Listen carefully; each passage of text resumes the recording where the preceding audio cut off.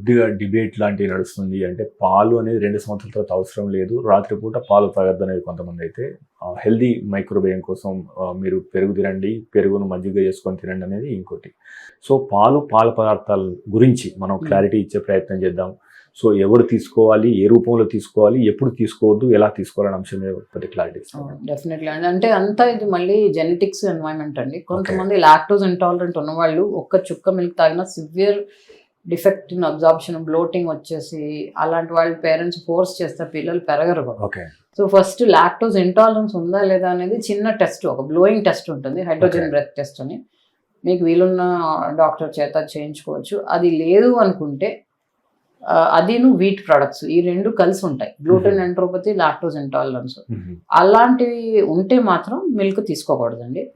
తర్వాత చాలా మంది వేగన్స్ వేరే ఆల్టర్నేట్ యానిమల్ మిల్క్స్ కాకుండా కూడా వాడుతున్నారు. Soya milk, almond milk, coconut milk, అవి కూడా ఈక్వల్లీ గుడ్. సో అందరూ 100% యానిమల్ మిల్క్ కావాలని తాగాలని రూల్ ఏం లేదు.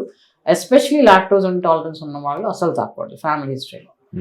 అండ్ మిల్క్ అనేది నైట్ ఏంటంటే తాగడం అనేది కూడా అది ఇండివిజువల్, ఇది క్వాంటిటీ ఏంటంటే ఎక్కువ మిల్క్ తాగేస్తే ఎర్లీ మార్నింగ్ రిఫ్లక్స్ కూడా వస్తుంది. సో ఆప్టిమల్గా ఏంటంటే వేకింగ్ అవర్స్లోనే మిల్క్ తాగితే బెటర్. మీరు తీసుకునే అదే మందులు, అదే నాణ్యమైన మందులు, కానీ సగం ధరకే. అవును, మెడ్ ప్లస్ బ్రాండ్స్ పై 50 to 80% తగ్గింపు.